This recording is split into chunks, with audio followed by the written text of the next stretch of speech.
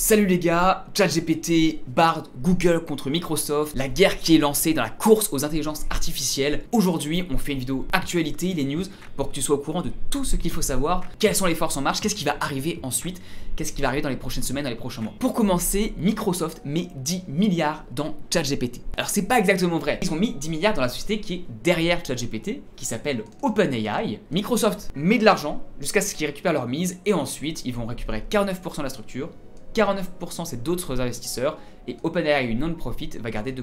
Toi, en pratique, de toute façon, il y a des tutoriels qui existent, c'est-à-dire, j'en ai fait sur ma page, tu trouveras le tuto de base, ensuite pour comment utiliser ChatGPT pour trouver un travail, pour Excel et aussi tout ce qui est danger, triche et limite. Et aussi, Micode a sorti une excellente vidéo, comment faire écrire un livre entier à ChatGPT, dinguerie, très bon titre aussi, dans lequel il montre des scripts les uns après les autres qui permettent d'avoir des ChatGPT qui fait des résultats largement meilleurs que la norme.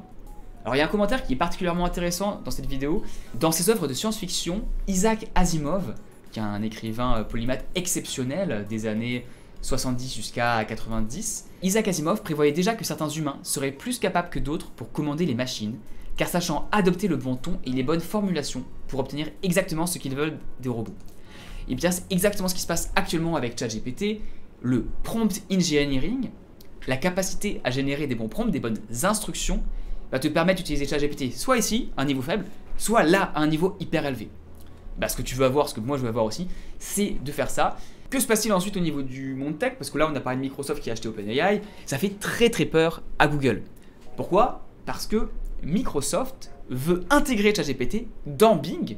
Bing, qui est son moteur de recherche, qui est d'ailleurs présent par défaut sur tous leurs ordinateurs. Et pourquoi ils veulent mettre l'intelligence artificielle ChatGPT dans Bing? C'est pour pouvoir faire des réponses beaucoup plus complètes, beaucoup plus rapides. Le problème principal des recherches actuellement, c'est que tu tapes une recherche sur Google, tu as 10 liens qui s'affichent et tu vas devoir aller dans toutes les pages pour trouver ce que tu veux. Et donc avec l'intelligence artificielle qui pourrait te faire un résumé de la réponse, tu peux directement avoir la réponse en elle-même. Que dire sur cette conférence, à part une anecdote marrante, c'est que Google, ils ont entendu parler, bien entendu ça, ils ont dit ok, on fait une conférence le mercredi 8, ça ils l'annoncent le samedi. Le dimanche, que fait Microsoft? Ils disent nous on va faire une conférence et on l'annonce le mardi 7, la veille. Voilà, ils ne se font aucun cadeau.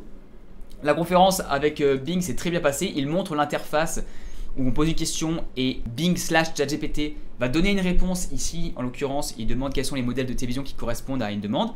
Et ce qui est vachement intéressant, c'est que vous voyez les petits numéros là, 1, 3, 1, 2 sur l'écran. Ce sont en fait les liens sources des articles qui ont été pris pour faire cette synthèse. Donc c'est ChatGPT, actuellement il n'a pas les données avant 2021, mais relié à Bing, il peut lui-même faire des recherches sur internet, prendre les premiers articles qui tombent, les résumer et en faire une synthèse. Donc extrêmement puissant. Google a très peur, ils annoncent le lendemain, donc dans une présentation live depuis Paris d'ailleurs, que eux ils vont avoir un nouvel assistant AI aussi, parce qu'ils ne veulent pas se faire prendre des parts de marché, c'est des milliards de dollars dont on parle en publicité.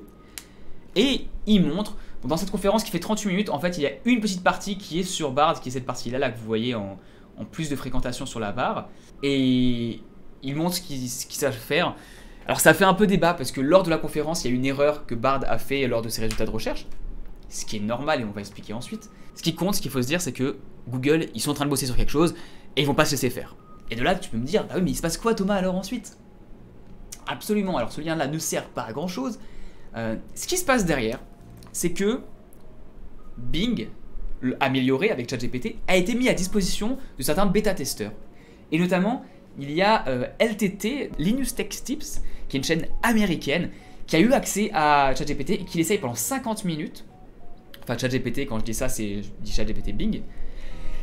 Et ChatGPT Bing a été capable de faire des réponses extraordinaires. Ici, donc vers 12 minutes, entre 10 et 12 minutes de leur vidéo, ils demandent à Bing combien de sacs à dos de leur magasin en ligne peuvent-ils mettre dans un modèle de voiture. Et Bing va alors chercher quelle est la taille de la voiture en faisant une requête, chercher quelle est la taille des backpacks, faire les calculs mathématiques et donner la réponse et dire combien de sacs à dos peuvent être dans la voiture, sachant qu'il y a des problèmes de forme et donc il fait des approximations. Et il donne une réponse qui est tout à fait raisonnable, entre 5 et 7 bagages qui peuvent être mis dans une voiture à partir de ça. Et c'est incroyable, parce que juste se dire que Bing est capable de faire des calculs, de récupérer des données live de certains sites, est absolument phénoménal. Et bah ça fait très peur, ça fait très peur à Google, on voit ça, on se dit c'est fou. Donc extrêmement bonne compilation de tout ce qui est possible avec Bing, qui nous est pas encore accessible à nous, mais qui va arriver. Donc si vous voulez voir le futur, allez voir cette vidéo, je mettrai tous les liens en description. Et après cette vidéo, qui est donc a assommé Linus et son partenaire et qui est assez extraordinaire, on en parle aussi dans le WVFRM podcast avec Marques, qui est aussi un youtubeur américain sur tout ce qui est tech. Très bonne interview. Alors là, c'est entre la minute 20 et 44 où on parle de Bing, qui en fait, on s'en rend compte, fait des réponses de plus en plus bizarres. Il commence même à s'énerver avec la personne qui pose les réponses en disant non, tu as tort. Et il y a des incohérences qui arrivent, il y a des comportements très bizarres. C'est normal, hein, c'est une version bêta, mais qui font un peu peur. Et donc ils en parlent dans ce podcast. Et le lendemain, on a l'annonce, donc ça c'est il y a 2 jours, de Microsoft qui va limiter la longueur des réponses de Bing. Parce que au-delà de 5, il se rend compte que ça part par moment en couille. Et donc il va limiter ça à 5 questions par session et à 50 questions par jour. On en arrive bientôt au futur. Dernière vidéo la plus récente qui est sortie justement par Marques Brownlee, que je dis sûrement mal, le même youtubeur que celui du podcast juste avant, là c'est la même personne, qui a sorti une vidéo récapitulative de 12 minutes sur le plus gros problème avec l'intelligence artificielle et qui revient sur ce qui se passe actuellement. Mais s'il faut revenir sur une chose, c'est qu'actuellement c'est la guerre entre Microsoft et Google pour les parts de marché de la recherche, qui c'est des milliards de dollars, des dizaines de milliards de dollars par an. Google a tout à perdre. Tout à perdre, et ça va expliquer les actions qu'ils vont faire, et le dire, ça va te permettre de comprendre ce qui arrive. Vu que Google a tout à perdre, ils ont déjà un business qui marche, ils n'ont pas envie d'être les premiers à bouger. Ils n'ont pas envie de déstabiliser, de perdre l'argent qu'ils sont en train de faire déjà. Par opposition, Bing ne marche très très peu, est sponsorisé par Microsoft, et ils disent on peut gagner 5, 10, 15, 20% de part de marché, c'est-à-dire des milliards de profits. Et bah ils foncent dans cette opportunité, et c'est pour ça que Microsoft a mis autant d'argent, 10 milliards dans OpenAI, qu'ils veulent intégrer Bing dans qu'ils veulent intégrer ChatGPT et les modèles sous-jacents dans Bing pour pouvoir offrir une meilleure expérience utilisateur, avec pour but que les gens passent de Google à Bing, et que dans 6 mois, 12 mois, 2 ans, on ne dise non plus ah Google ça, mais Bing ça. Alors Google ne va pas se laisser faire sans rien dire, et ce qu'on peut prévoir très facilement maintenant, c'est que la suite, les prochaines semaines, les prochains mois, ça va être une guerre d'exécution. À quel point le Bing et Google Assistant, Bard, vont être puissants et vont réussir à répondre aux demandes des utilisateurs. Je ne prévois pas que, là c'est un pari total, là, et je pars à la cœur ouvert, que les gens vont passer de Google à Bing tout de suite. On est maintenant habitué à utiliser Google pour tout. Mais ce qui risque de se passer, c'est que Bing va sortir ses features, il va prendre tous les coups, c'est là où il va y avoir des problèmes, l'algorithme va se tromper. Encore une fois, il se trompe, pourquoi? Parce que c'est un LLM, c'est pas un logiciel de recherche, c'est un logiciel qui prévoit le prochain mot. Quand on comprend vraiment la technologie sous-jacente, on se rend compte que c'est des choses extraordinaires qui sont possibles à partir d'une technologie qui n'est pas censée le faire. Je pense que je ferai une vidéo technique sur le sujet si ça vous intéresse, et n'hésitez pas à me le dire en commentaire. Mais bref, il y a des erreurs qui se passent, c'est ça qu'il faut retenir. Microsoft va subir tous les pots cassés, et Google va se tenir à l'affût juste derrière, et on peut s'attendre à ce que Google, quand Microsoft fait quelque chose qui marche, vont sortir la même chose de leur côté, et vont essayer de ne pas perdre trop de terrain.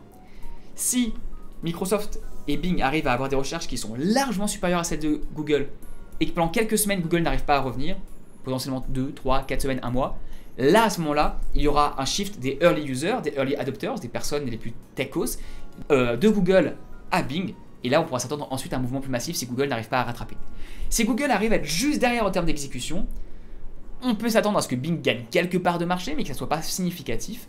Et il va y avoir une course à l'armement, une course à l'IA la plus forte, la plus robuste, la plus efficace pour répondre aux questions des utilisateurs, avec potentiellement un changement du modèle dans les mois et années à venir. Ma dernière conviction est que cette technologie va changer énormément de choses, autant qu'Internet à l'époque où ça a commencé, c'est-à-dire quasiment tout. Et si tu m'écoutes que tu as entre 20 et 25 ans et que tu n'as pas connu le monde sans Internet, ça peut t'étonner, mais là on est à un changement majeur, un paradigme shift majeur. Et je t'invite vraiment à devenir très très bon, très rapidement en prompt engineering, capacité à faire des prompts efficaces pour avoir le meilleur de ChatGPT et de Bing lorsque ça va s'intégrer et potentiellement de Bard, et de rester à l'affût de ce qui se passe. C'est pour ça que cette vidéo est là. Merci beaucoup d'avoir regardé, et il y en a une à l'écran qui s'affiche qui pourrait t'intéresser à nouveau. Bonne semaine à toi!